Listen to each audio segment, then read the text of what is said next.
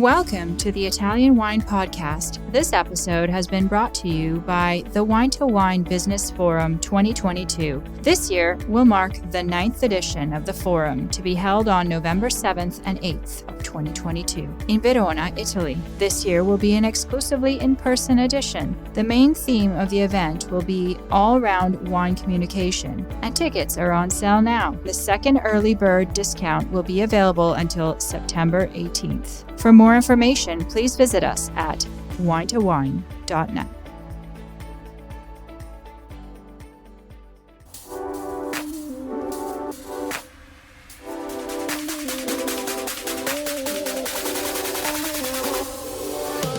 Welcome to another episode of On the Road Edition, hosted by Stevie Kim.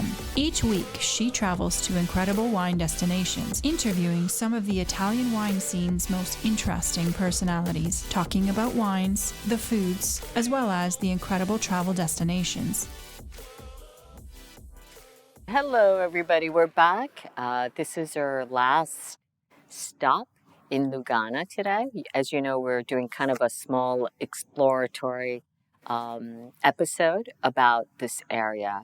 Consortium of Lugana was one of our supporters for Veneto International Academy. It's a little bit hot for my taste, to be quite honest, but we thought we'd give you a little snapshot of the Lugana area. So we're here with Citari. Is it Citari or Citari? Citari is right. Citari, okay. It's a smaller winery. This is kind of what you see is what you get kind of winery. But they, with this wine, Lugana Conchiglia, they've won 95 points for 5-star wines this year in the selection of the guide. So, ciao. Ciao. Ciao ragazzi. So, they're very original. He's Francesco.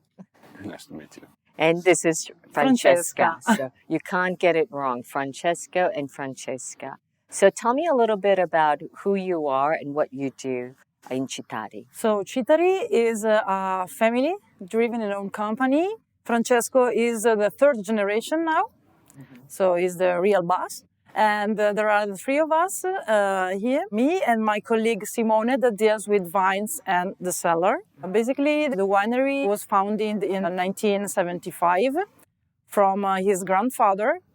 And it started with 4 hectares. And nowadays we have 35 for a production of about 350,000 bottles. Yes, so there's 3 of you making many bottles of wine. A lot of work. But we have fun. So basically 100,000, 150,000 bottles each. Right? Almost. Yeah. So tell us a little bit about the different types of labels. So we have different Lugana, but we also produce other appellation like San Martino della Battaglia that you see here, or sparkling, Lugana based. We also have rosé and red, Riviera del Garda Classico, Chiaretto and Riviera del Garda Classico Rosso. But of course, our typical production is Lugana. So we have 3 different Lugana that are the 3 different expressions of the soil, of the terroir of our vines. Okay, so before we start tasting the wines, Francesca, tu non sei veronese, giusto? No, sono di origini milanesi. Sì. Nato a Milano, ho vissuto in Brianza, mi sono trasferito qui ormai quasi 15 anni fa. Un pezzetto di cuore ancora sul lago di Como e da quelle parti, la passione è qui così, per cui bene. Allora, Francesco, se hai voglia, raccontaci un po' la vostra linea di produzione.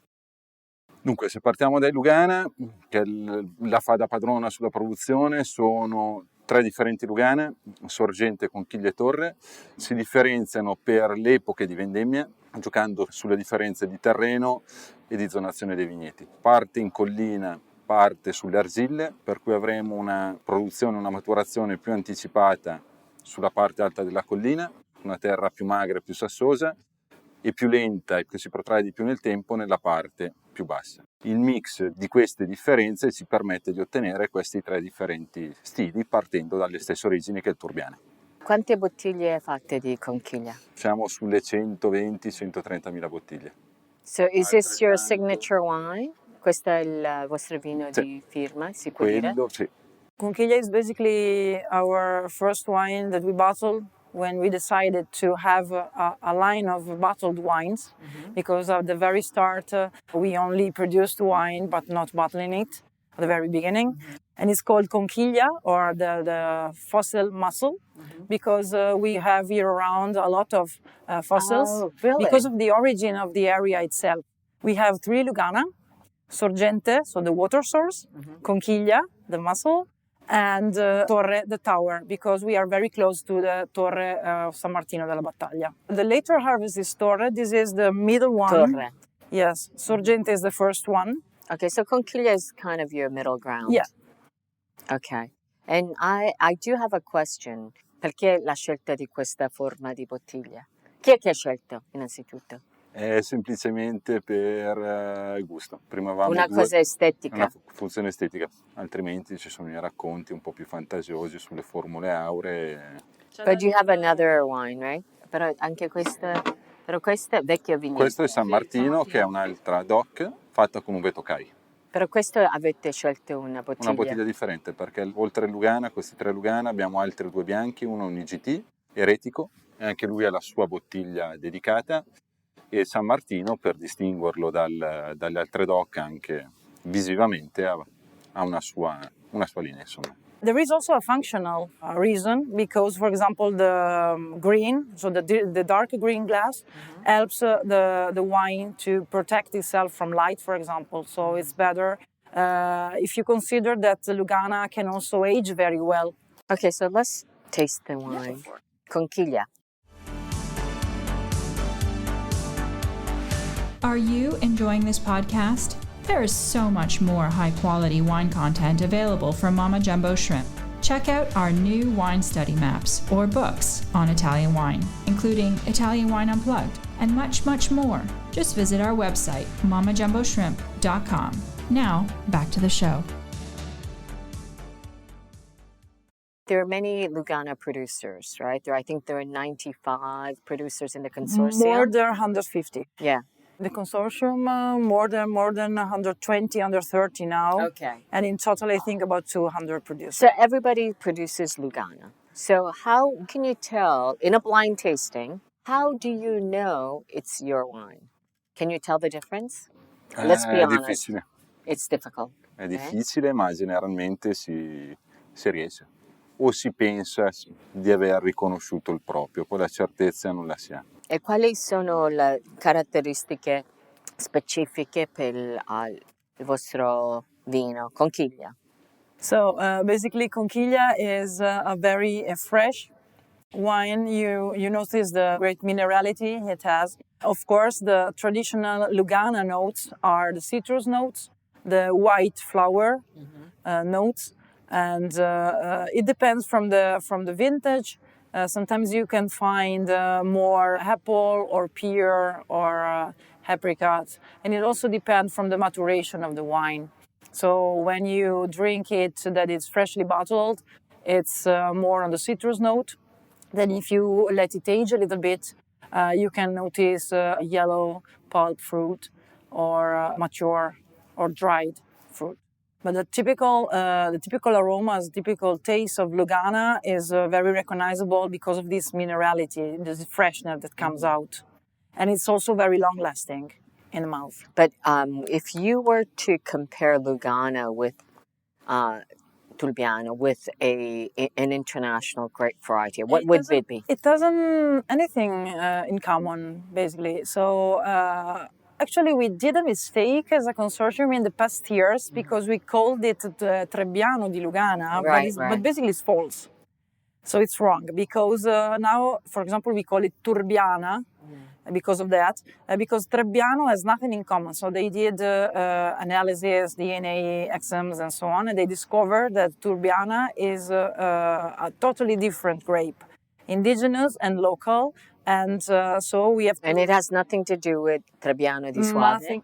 Yes, a little bit. It's sort of a cousin. Yeah, a cousin. Yeah, they're similar in a way. Can it be aged, this one? It can be aged, of course. Lugana is very good aged. If you ask me how long, I don't have an answer now because we are experimenting wines that are also 20 years old. So do you have a reserve of library wines? A very small one, but just for the events, for the awards, for example, the guides. Unfortunately, not enough to enjoy with customers and so on.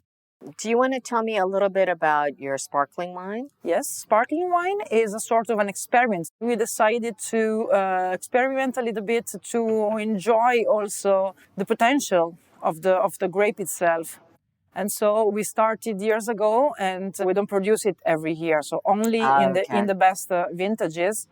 For example, this one is 2016. This is a fresh one. And this is also a very limited quantity. How many bottles do you About produce? 3,000. Oh, so you can drink it at home, you and your wife, and 3 of you, 1,000 each.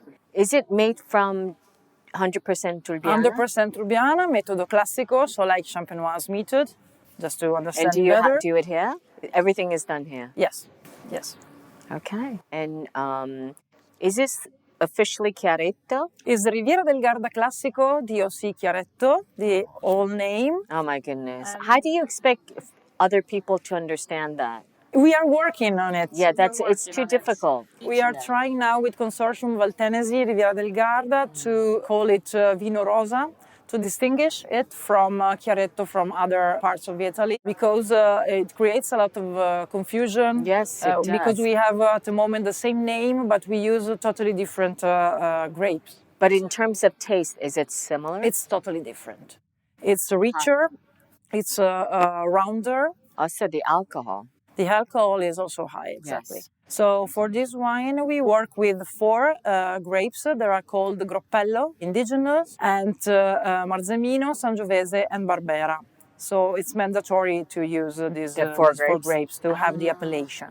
When did you start doing the... We start producing it about 15 years ago with a small batch, generally sold in Europe and northern Italy. The biggest market for us is Germany, but we sell now in 10 different countries and in Italy. And US is also a market that is growing slowly, but continuously. Is it distributed nationally in America or just regionally? No, regionally. So we had an importer, for example, in Texas and Florida, some maybe in New York, because, you know, everybody looks at New York and San Francisco are the big cities where all are. And what are the greatest challenges that you are facing today as a producer in Lugana? Basically, the increasing of demand of this wine, because it's becoming more and more popular. Mm-hmm. But people have to understand that this is a limited area and with limited hectares and so on. So we cannot produce, also to follow the rules of Consortia, to guarantee the quality of the wine. We cannot produce more than what we have in the vine.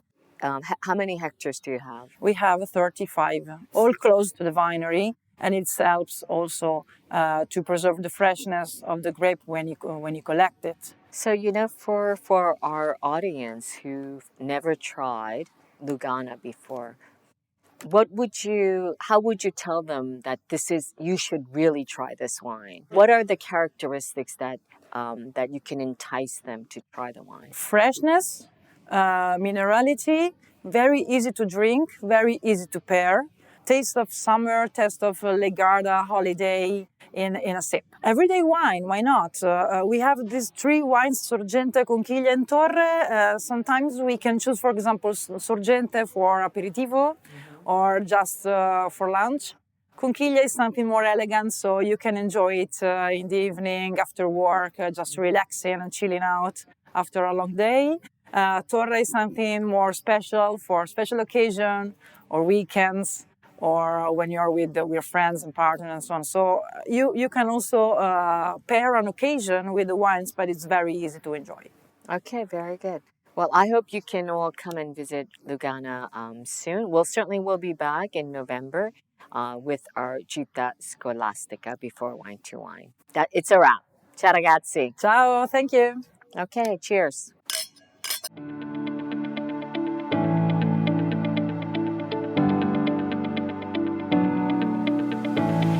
We hope you enjoyed today's episode brought to you by the Wine to Wine Business Forum 2022. This year will mark the 9th edition of the forum, to be held on November 7th and 8th, 2022, in Verona, Italy. Remember, the second early bird discount on tickets will be available until September 18th. For more information, please visit us at winetowine.net.